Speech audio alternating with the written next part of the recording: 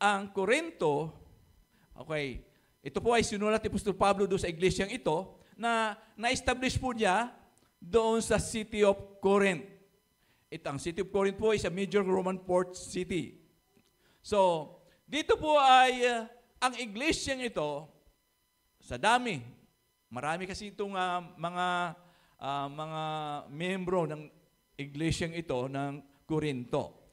So, ngunit, sila po ay kumakaharap ng mga problema. Napakalaking problema. No? Na kaya nga po yung ating napag-aralan mga nakaraan, na nung inutusan ni Apostol Pablo si Timoteo para siya yung magiging representative niya doon, ay medyo nag-fail po si Timoteo. Hindi niya nakaya. Maayos ang iglesyang ito. Okay. So, kumakaharap po ng maraming problema ang iglesyang ito. Una na po yung pagkabahagi. Yun po, nagkaroon ng divisions, nagkaroon po, marami po doon, yung sexual immorality, then, yung kanila pong pagtalo-talo patungkol po doon sa mga giftings. No? May mga kaloob kasi doon sa, di ba sa church ay may mga kaloob ang Lord. Kaya lang, nagamit ito sa hindi naman maayos. No? Wala po sa kaayusan na ginagamit, kundi karamihan doon ay ipinagmamalaki pa. Ibig sabihin po lamang na para bang, oy, may gift ako na ganoon. Kayo ay wala. Para bang ganoon ang nangyayari doon sa iglesyang ito. So, isa pang mga problema ay patungkol po doon sa resurrection. So, maraming hindi naniniwala na nabuhay na maguli si Jesus. Yun po doon sa iglesyang ito. So, napakaraming mga problema. Okay. So, binigyan din po ni Apostol Pablo ang liham na ito, okay, sa kalagayan ng pagkakaisa, yung kabanalan, at ang sentro ng pananampalatayang Kristiyano na lumundo po doon sa pag-ibig at sa muling pagkabuhay ni Kristo. So, matatungayan po natin the whole chapter doon po sa aklat na ito. So, ang sulat po ni Apostol Pablo ay upang itama ang mga problema at binigyan diin ang pagkakaisa ng mga Kristiyano, ang kanilang mga pag-ugali, aral. Kaya hinihimok ng ang mga mananampalataya dito ay mamuhay batay sa kanilang pagkatawag at upang luwalhatiin ang Diyos sa lahat ng kanilang ginagawa. Okay. Tingnan po natin yung historical background nito, yung pinaka-context nito ng sulat. Okay. So, ang Church of Corinth po ay founded by, ito po binuksan po ni Apostol Pablo noong year, ito po yung century po ito, century 50 to 51. During po ng kanyang missionary journey. Tumagal dito po si Apostol Pablo ng 1.5 taon, kaya nga po ay nasimulan niya o nabuksan niya ang iglesyang ito sa Corinto. So, the city of Corinth po, ang Corinth po ay isang mahalagang sentro po ng kalakalan.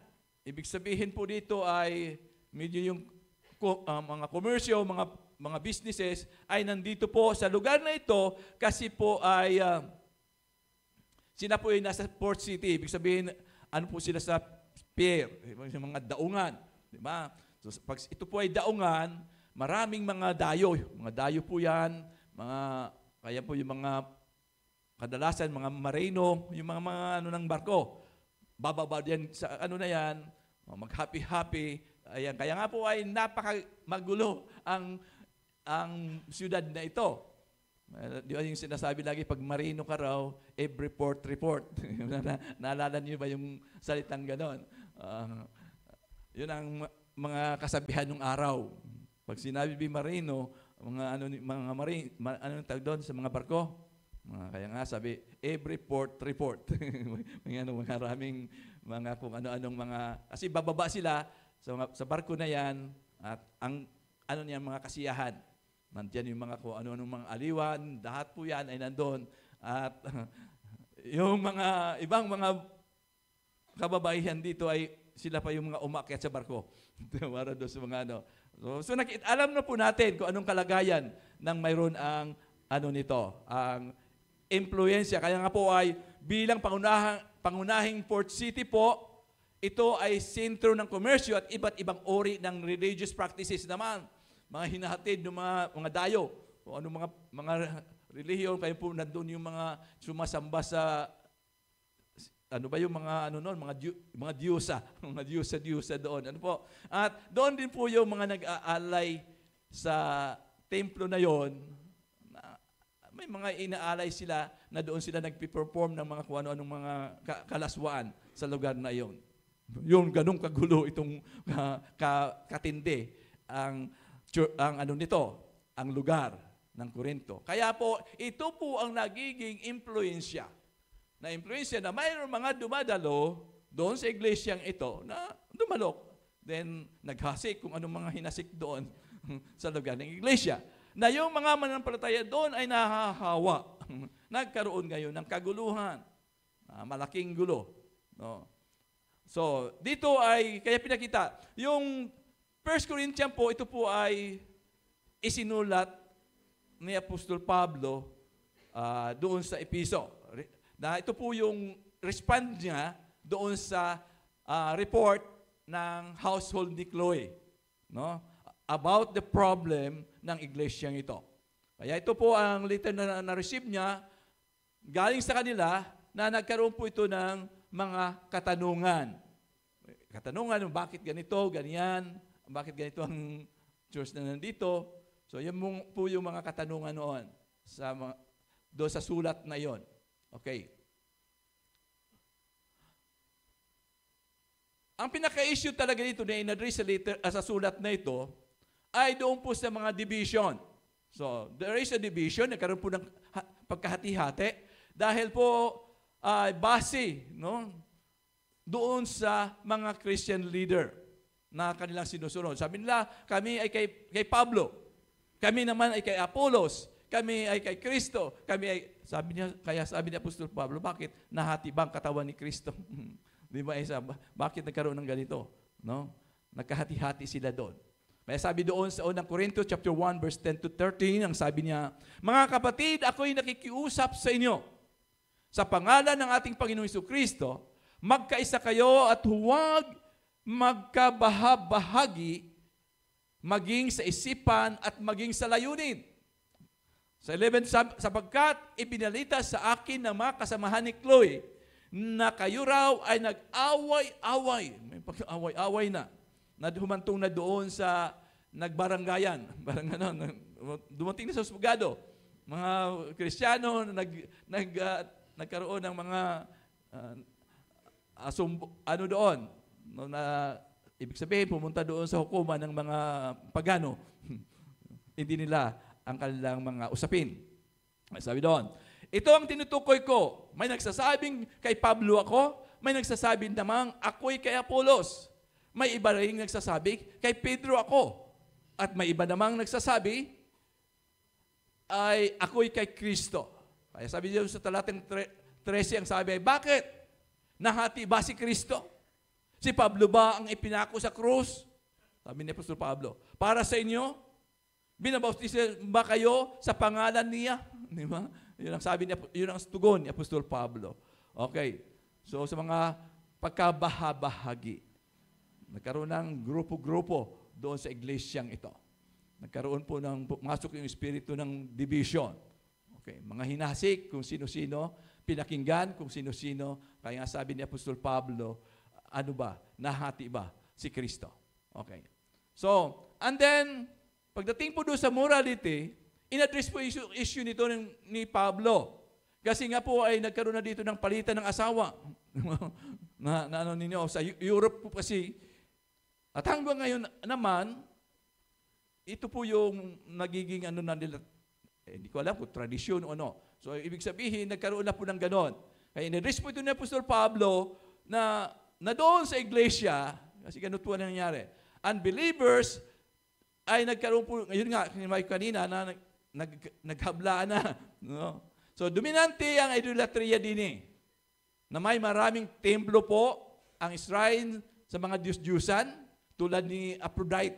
Ito po yung Diyos-Diyusan ng mga fertility, ano kasi ito, para mga anak siguro. Mayroon ba sa ano natin na yung nagsumasayaw doon sa, para magkaroon ng anak, mabuntis. Ito yun po, yung mga, pag sinabi Aphrodite po kasi ay Aphroditos. So, ang kultura ng lungsod ay kilala sa immoralidad, kabilang ang ritual na prostitusyon. Yun po gano'n. And then, pagdating naman po doon sa, sinabi ko kanina, yung worship and gifts. So, in-address din po ito ni Apostol Pablo, na ang mga giftings na mayroon ay hindi po para sa kaguluhan ng lahat, para sa kaayusan. Yun po ang dapat. The significance of the Lord's Supper, nagkaroon dito po yung patungkol sa breaking of the bread nila. Yung kanila pong Santa Cena nila ay anong nangyari, kasi doon po hindi naman maliit na yung nila. Yung kasi ay tinapay. Tinapay yung nila, breaking of the bread. No? So, nag-una-unahan. No? At ang nangyari pa, yung mga may kaya, yung mga may pera naman, yung parang nanguna na nauubusan ngayon, yung mga talagang wala nang makain, yung mga walang nauubusan sa panahong iyon. Kaya nga nasabi na kaguluhan, na kinorek po ito ni Apostol Pablo. Kaya sabi ni Apostol Pablo, bakit wala ba kayong mga bahay? Kumain muna kayo bago kayo sumamba. Di ba? Para hindi kayo, yung gutom na gutom, hindi pa nagsimula, naubos na yung para sa breaking of the bread. Dahil nga po ay nangyari ng ganon, nangyari. So, napakagulo. Kaya nga po sabi, hindi naman tayo ganon. So, kaya dito in-address po ito ni Apostol Pablo at kinurik po niya yan. And then the distribution of spiritual gifts, yung mga giftings na ito. So, dito pagdating po sa resurrection, dito po ang naging pagkabahagi-bahagi. Mayroon pong mga debate within the church na yung denial, na yung physical resurrection ng mga believers, kasi nga po, na wala naman daw, ang sabi, wala namang pagkabuhay naman muli. Di ba? May mga pumasok namang katuruan. Iba-iba kasi kaya nga sabi nga natin na may ibang mga pumasok, kung sino-sinong pumasok doon, na naghahasik. Kaya yung mga false teacher, may mga false prophet na mga pumapasok doon, libre sila. Ibig sabihin, na nanghihikayat. Nagkaroon ng ganon. So, yun po ang nagiging problema ng iglesyang ito. Okay. So, kaya nga po ay sabi dito kasi sa chapter 1 ng 1 Corinthians, so ang mensahe tungkol sa pagkamatay ni Kristo sa krus ay kahangalan para sa mga taong naliligaw ng landas. Ngunit ito'y kapangyarihan ng Diyos para sa ating naliligtas. Kaya pagdating po doon sa chapter 15, ay tinalakay doon ng Apostol Pablo, nang sabi niya, mula doon sa verse 12, ngayon kung ipinamangaral naming si Kristo'y muling nabuhay, bakit sinasabi ng ilan sa inyo na hindi bubuhayin muli ang mga patay? Ay sabi niya, kung totoo yan, lilitaw na hindi muling binuhay si Kristo. Kasi si Kristo yung patunay na siya ay nag-resurrect. Kaya ibig sabihin po, tayo na mga mananampalataya ay makatulad ni Kristo na bubuhayin din muli. So, kung iyan ang totoo, sabi niya, lilitaw na hindi muling binuhay si Kristo. Kung si Kristo hindi muling binuhay, walang kabuluhan ang aming pangangaral at walang katututuran ang inyong pananampalataya. So yun yung sinulat. Patindi ang sulat nito ni Apostol Pablo. Talagang pinagdidiinan niya, talaga pong with ito. Sabi niya ganon. Ay, ano mangyayari? No, para kami mga sinungaling. Lilitaw kami ng mga sinungaling kung walang pagkabuhay na maguli. Okay. Kaya dito po ay, kaya nga po kung makarinig kayo ng mga aral na hindi ayon doon sa pinangaral ni Apostol Pablo, pangaral ng ating Panginoong Jesucristo, ay huwag niyong pakinggan. No? Guguluhin lang ang iyong isipan. Okay. Kaya sabi, Kung si Kristo ay hindi muling binuhay, walang kabuluhan ang aming pangangaral at walang katuturan ang inyong pananampalataya. Kung ganoon, lilitaw na kami mga sinungaling na saksi ng Diyos. Dahil pinatunuhanan namin na muling binuhay ng Diyos si Kristo, ngunit hindi man pala. Kung talagang walang muling pagkabuhay ng mga patay. So pinagdidiinan yan ni Apostol Pablo. Kung ating babasahin ang buo ng chapter 15, ay makikita po natin yung sinasabi ni Apostol Pablo. Okay. So, yung unity in Christ. So, ang panganawagan po ni Apostol Pablo ay pagkakaisa para kay Kristo sa mga leaders. Ito po yung pinakita dito ni Apostol Pablo. So, ano ba ang dapat maging, paano ba mamuhay, paano ba mag-asal ng mga mananampalataya? Nang sabi niya dito, ang mga mananampalataya ay inasahan na mamumuhay ayon sa Kristiyanong panuntunan at kumikilos na may integridad. Yun ang una niyang sinabi. So, pagtungkol naman doon sa spiritual gifts, sabi niya, lahat ng mga mananampalataya ay pinagkalooban ng Diyos ng iba't ibang kaloob para sa kapakanan sa ikabubuti ng lahat at kailangang gamitin na may pag-ibig. Lagi po ito. Na may kaayusan at lagi gagamitin yan ng may pag-ibig. Yung mga giftings, alam naman natin yung lista doon, yung mga giftings na ito. Marami. Okay. So ano yung patungkol naman doon sa resurrection and hope? Ang pagkabuhay na muli ni Kristo para sa mga mananampalataya, ito po yung pundasyon ng katotohanan na nagbibigay pag-asa at naging batayan kung paano mamuhay ang mga Kristiyano sa kasalukuyan. Kasi ito po yung inaasahan natin, na tayo po ay may buhay na walang hanggan, na tayo bubuhay muli ni Kristo pagdating nung panahon. Amen po ba? Kaya kasi yung pag-asa, kaya tayo nagpapatuloy na naglilingkod sa Panginoon dahil alam po natin, ito yung pangako ng Panginoon na sa dating araw. Kasi nga sabi, kung hindi totoo yun, na may nabubuhayin muli tayo, ay sayang lang yung ating pinagpapagalan. Pero dahil alam natin na bubuhay muli ni Kristo ang mga mananampalataya, tayo ay nagpapatuloy na naglilingkod sa Kanya. Kasi yung pag-asa natin. Diba? Kung doon lang naman pala mapunta, sa wala, kasi nasabi ng iba na ang mamanahin niyo ang lupa. No? Diba? Yung mga may nagsasabi na lupa ang inyong mamanahin. Abay, basta ang atin sa buhay na walang hanggan, doon tayo. Okay. Ang pagkabuhay na muli ni Kristo para sa mananampalataya, ito ay pundasyon ng katotohanan na nagbibigay pag-asa po sa atin.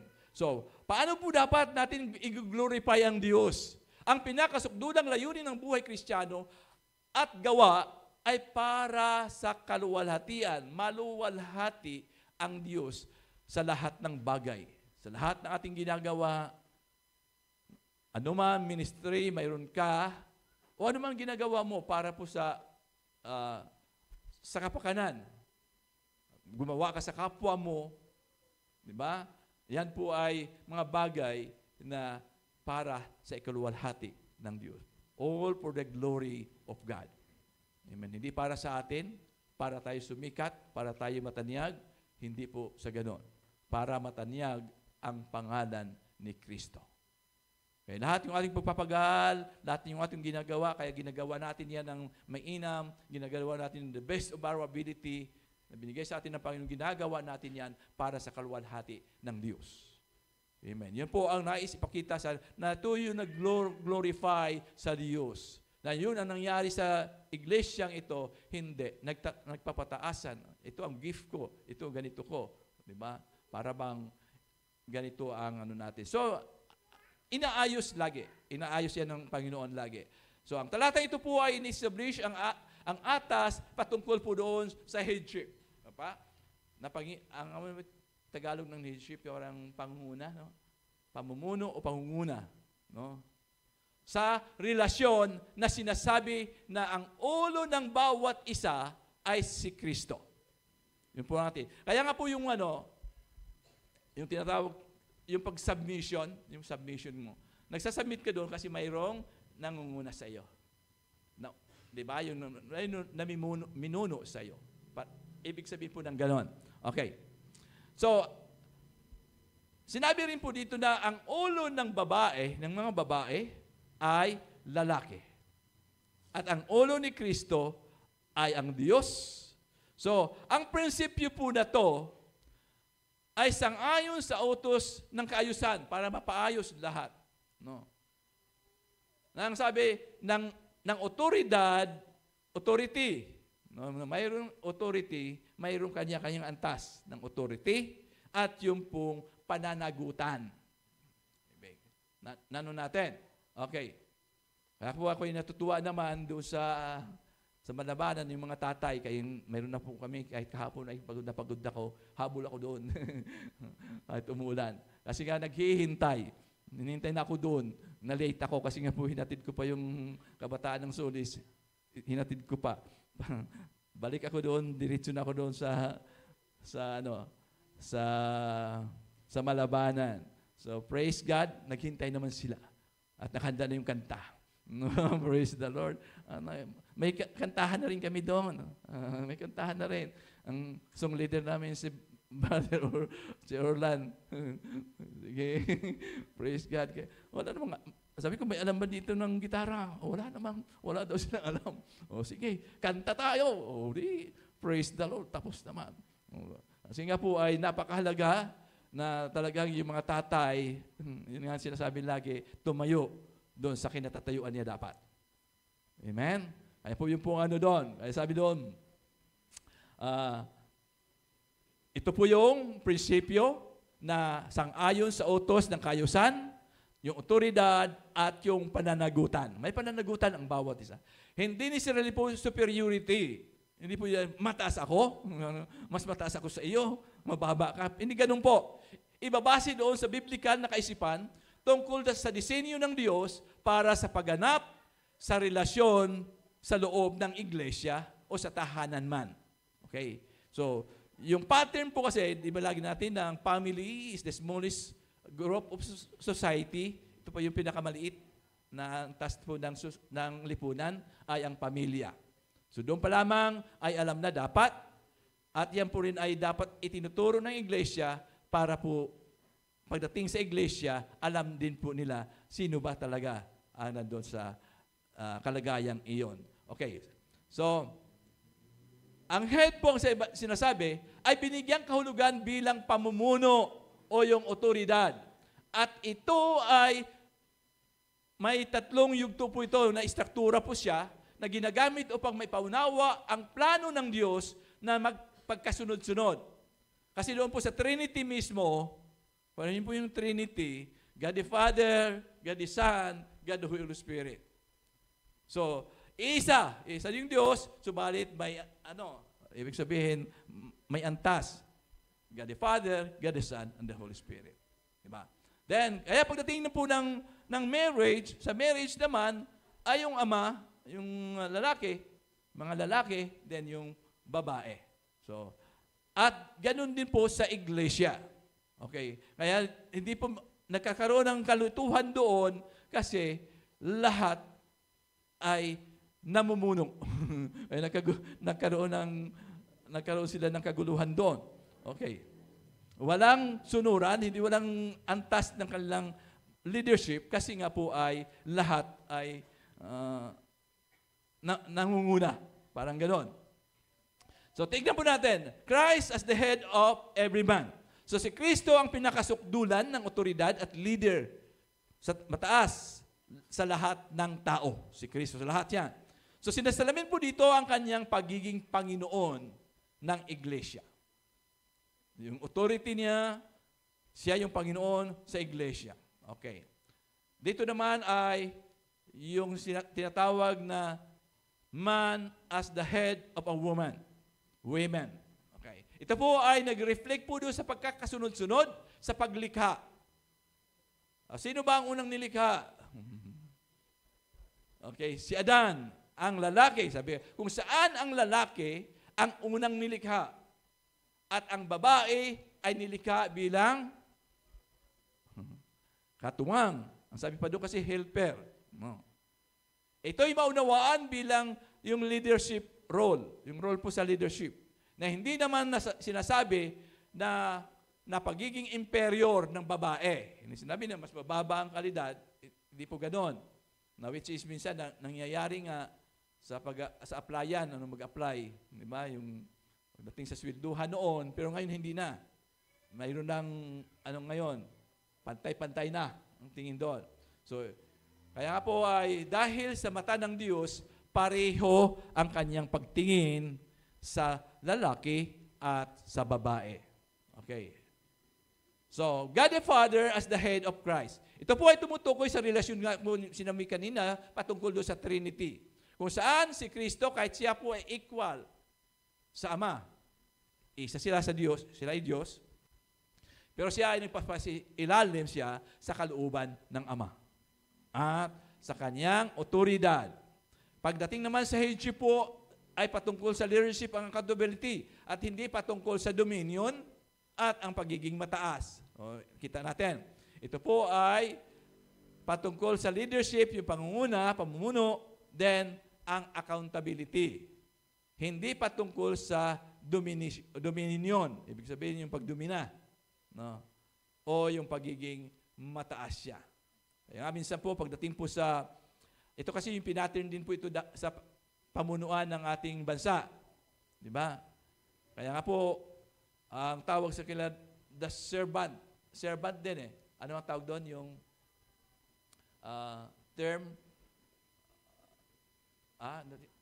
public servant. Okay, sabi natin public servant.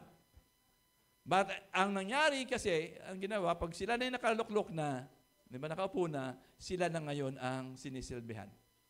Pero ang katotohanan, it's a public servant po yan. Pag sinasabing, naglilingkod po yan sa taong bayan. Amen. So, ganun po kasi ang pattern na kinuha sa leadership ng mga bansa. Maliban na lamang pag iyan po ay kingdom. Pag kingdom yan, may mga king, siyempre ang hari, ang ano nun. Diba, na ano natin. So sa ating tayo naman po ay presidente, ang tawag doon mga binuto. Ang hari kasi hindi naman binuto yan eh. Sila kasi yung ang mga leadership ng bansa ay ayan po ay ibinuto ng tao, di ba? At dapat sila yung nagsiserve. Kaya lagi sinasabi nila, anong tawag na sinabi nila na mga boss, di ba? Yung aming mga bossing, sino mga bossing nila? Ang taong bayan. Yung pang dapat gano'n. Ano po? Ang nangyayari ay baliktad. Okay, yun po nangyayari sa ngayon.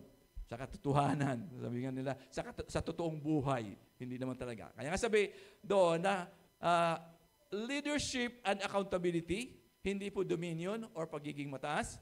So, a husband ay tinatawag na para mahalin at pangunahan ang babae, hindi maging harsh po at maging domineering. Diba? Hindi po dapat ganon.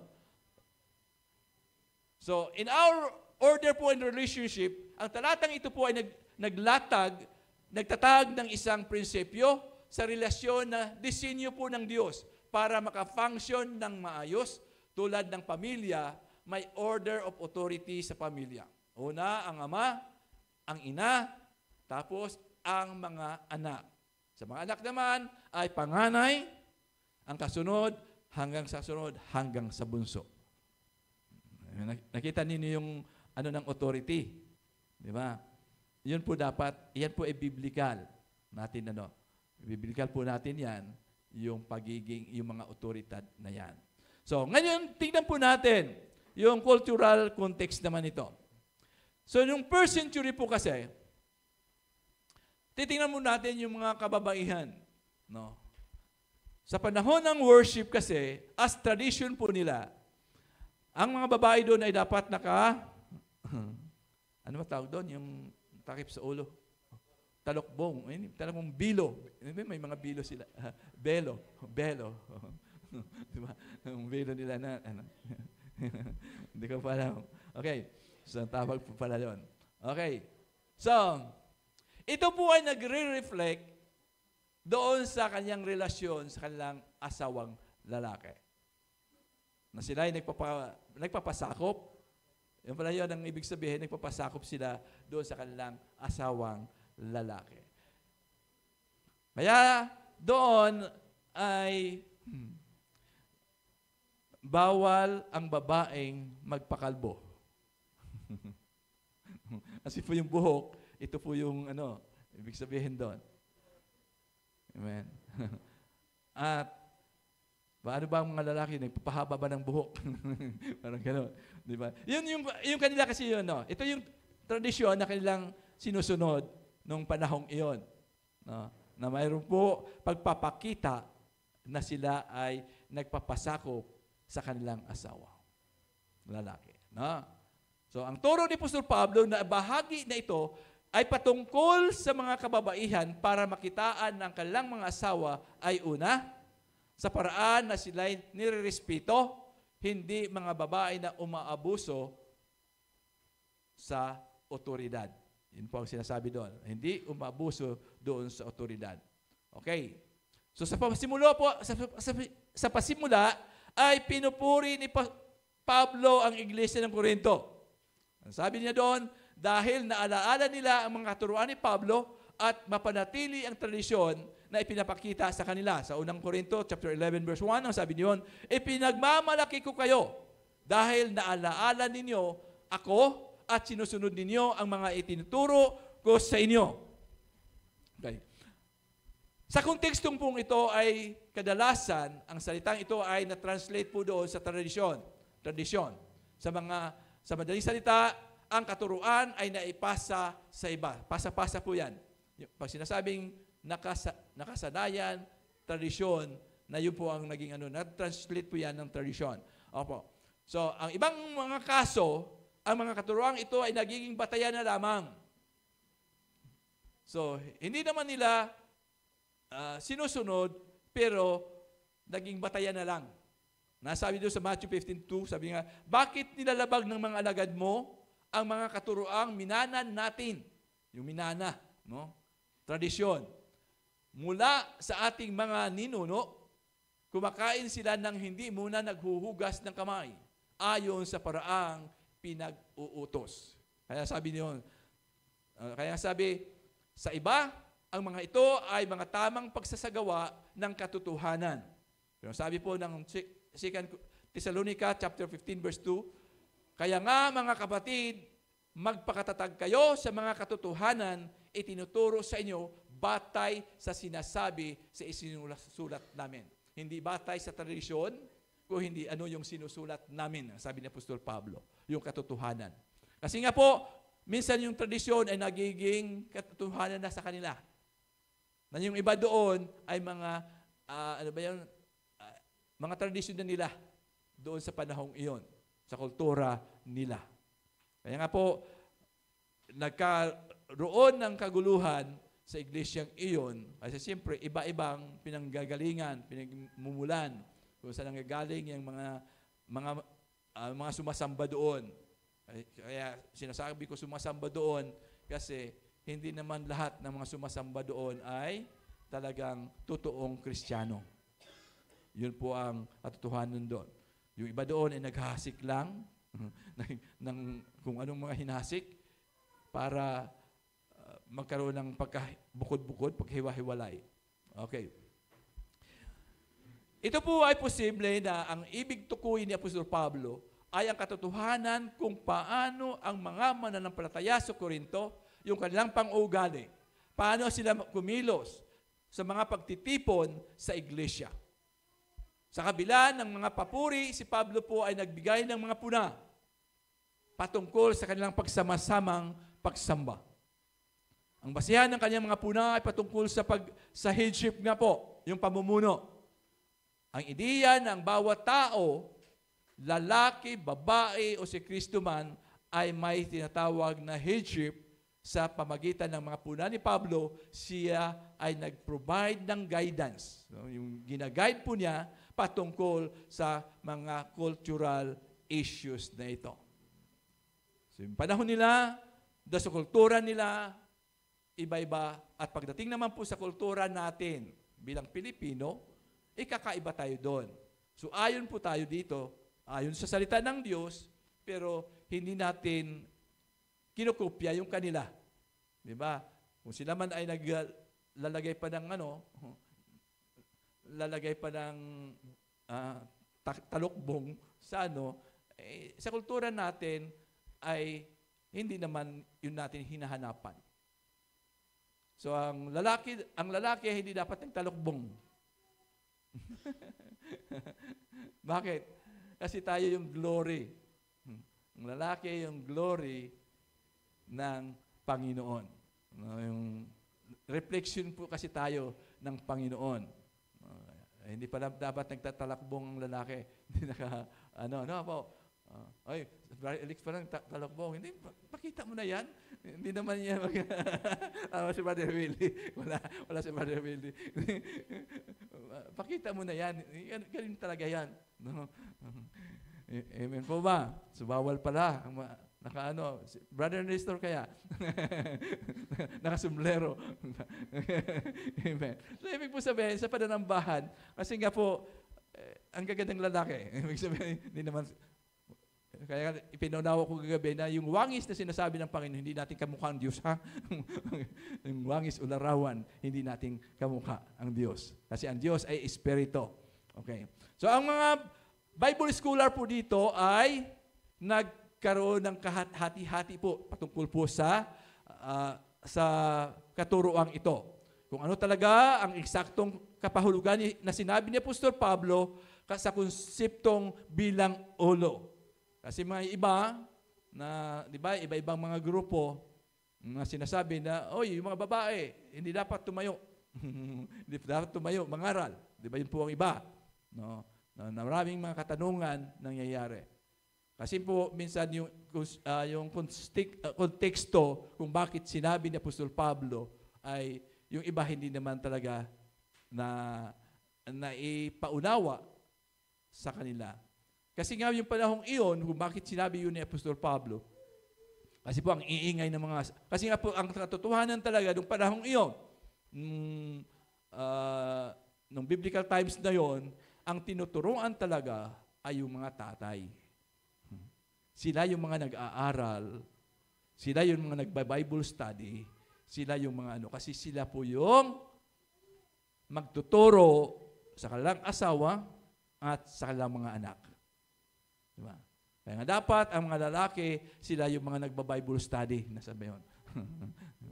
Praise God. Nasaan na ba ang mga lalaki natin? Dapat may mga hawak ng mga seal group yan. Amen. Amen po ba? Kasi nga po, sila yung una, kami yung una dapat na naging ang pastol ng pamilya, ang sino? Ang mga tatay. Diba? Ang nangyari ngayon ay baliktad. Amen po ba? So, dahil marami rin mga babae tinawag ang Panginoon dahil ang mga lalaki ay nawawala, nasa inuman.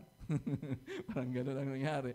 Yung mga babae ang ginagamit ng Lord ngayon kasi hindi pwedeng mahadlangan ang gawain ng Panginoon sa mga bagay na ito. Pero ang unang inatasan talaga ng Diyos ay ang mga lalaki ang siyang patuloy na mangunguna sa iglesia man o doon sa pamilya. Amen. Amen po ba? Kaya nga lang, tanong, nasaan ang mga lalaki? Amen. Kaya tumayo ang mga babae. Kasi po hindi naman. Kasi nga po hindi naman ang salita ng Diyos, hindi lamang kung walang pwedeng gamitin, kaya pwede kang gamitin yan, yung mga bata Pwede niyang gamitin kung sino ang ng Panginoon para lamang may proclaim yung kanyang gospel. May proclaim yung kanyang mga salita. Amen. Pero praise God, purihin po ang Panginoon. So ang sinulat ni Apostol Pablo, na ulo ang bawat lalaki, meaning lahat ng adult na mga male, ang pinakaulo ay si Kristo. Ang mga kalalakihan ay mananagot kay Kristo. At si Kristo ang nagre-represent sa atin. The head of a wife o yung ng mga woman ay ang kaniyang husband o yung mga kalalakihan, lalaki. Yun po ang sinabi doon. So ang ibang New Testament po na mga passages po ay nagpapahayag sa pananaw ng Biblia na ang husband ang ulo ng mga asawang babae, both sa spiritual authority at yung pagiging representative. Lagi, kaya nandun po yung lagi po sa mga kalalakihan. Ayan. Okay. So, ang pinupuntos po dito ni Apostol Pablo ay hindi po yung nakabatay po kasi ito. Nakabatay po doon sa authority at yung pagkahanay ng pagkalikha. Yun po sinabi ko kanina. Kaya finally po, idinagdag ni Pablo na ang Diyos, ang ulo ni Kristo, ito ang bahagi ng Trinity. Kung saan si Kristo ang Diyos, ay nasa authority at direksyon ng Ama. Nandun po yun. Okay. Sa Diyos. So, dito po ay pinapaunawa sa atin paano ganun din po ay dapat sa iglesia ay may pamunuan, mayroong kasunod, may kasunod, may kasunod. Ibig sabihin, ang bawat organization. Kasi nga po, sabi ko kanino, kung puro pangulo, di ba? Ay walang alam kung sinong susundin. Sa barko, pag walang kapitan ng barko, kanya-kanya sila doon kabig ng timon, saan kayo tutungo yung barko? Amen po ba? Ay, minsan, yun po yung natin. Ay, sa tatlong case po nito, ng bawat isa sa atin, kasama si Kristo, ay mayroong spiritual head in a form of another. Ito po ang disenyo ng paglikha. Ginagamit ni Pablo ang pundasyong ito upang mapag-usapan patungkol kung paano o ano ang dapat gawin ng mga taga-Korinto sa kanilang mga pinuno. Paano sila haharap sa panahon ng kanilang pananambahan ng pagsama-sama. So ang nangyari kasi ay walang pagpapasakop o submission sa kanilang pamunuan. Mahirap sa isang bansa na puro pangulo, walang nagpapasakop. At marami ang nagmamarunong. Yun po ang nagmamarunong. Ganyan din sa ibang mga iglesia.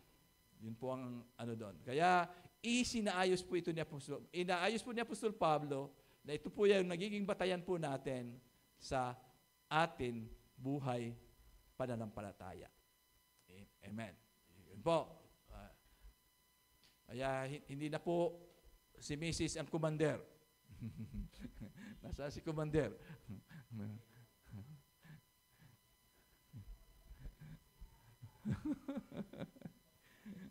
Amen po ba?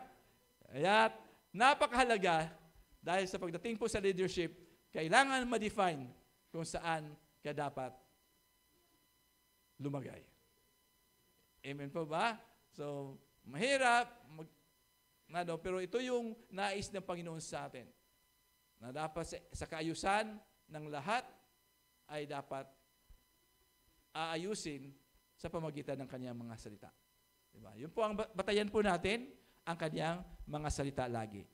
Kung paano tayo sa pamunuan, paano tayo kahit sa pamilya, ayusin po natin para hindi po magkaroon ng kaguluhan.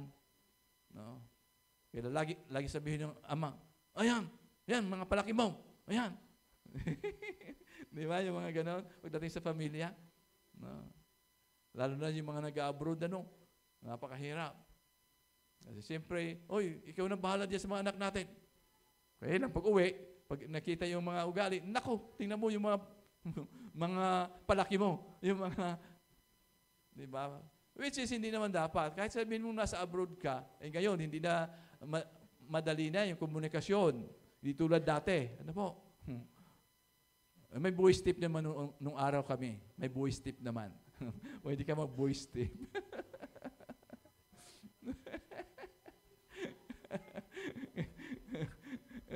Pero ngayon, ay napakadali na yung mga komunikasyon ngayon. At nasa kayo malayo, saan man destino mo, ay pwede ka pa rin nakapag-ugnayan sa iyong pamilya. Nandun pa rin, na ikaw pa rin, pero bilang ama ng tahanan, ikaw pa rin yung magtanong pa rin, ano ba ang dapat nating gawin? Di ba? Ito ba? Pwede ba namin gawin ito dito?